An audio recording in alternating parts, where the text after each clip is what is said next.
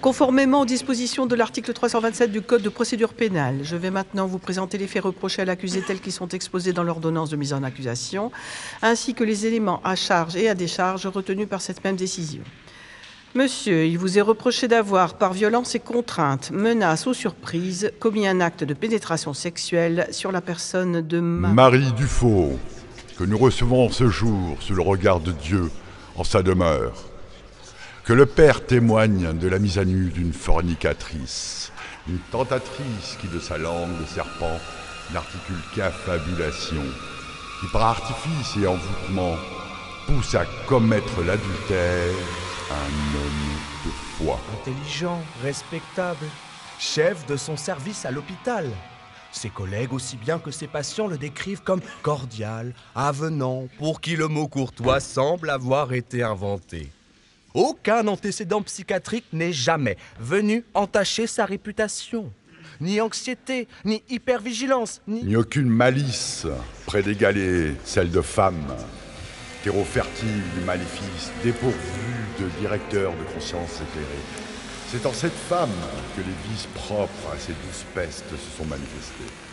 L'infidélité, l'ambition et la luxure mènent cette fille vénale à ces infamies usant de sa magie. Encore d'alcool qui avait coulé à flot ce soir-là et sur votre propre initiative, mademoiselle, comme en témoigne une note de bar conséquente à votre nom. Par la suite, toujours selon votre déposition, vous avez suivi mon client jusqu'à son appartement où vous l'avez embrassé.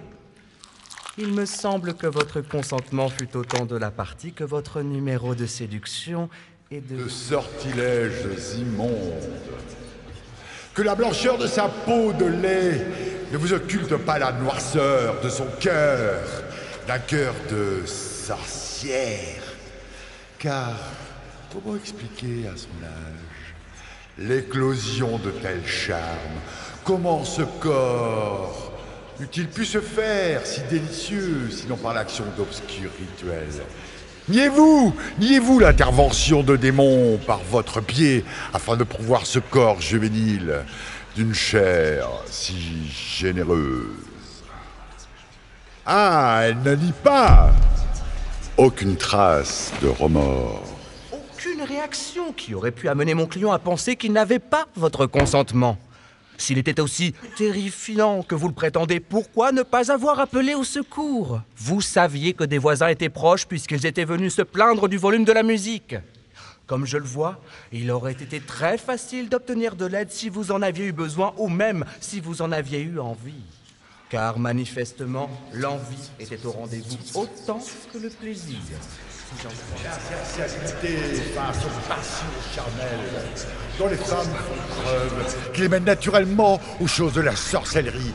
Car femme est soumise aux vices de la chair, et c'est ce que le diable, dans sa connaissance des choses humaines, utilise pour vénérer ses démons. Car si mon client a pu démontrer, et il ne le nie pas, une certaine violence physique, celle-ci n'est-elle pas inhérente à certains jeux adultes?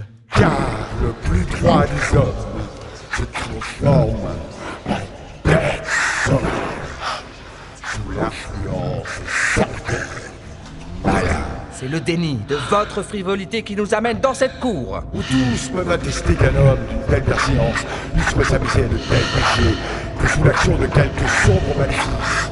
Je vous le demande. Ne percevez-vous pas chez mon client sa légitimité lorsqu'il affirme votre consentement? Ne percevez-vous pas la foule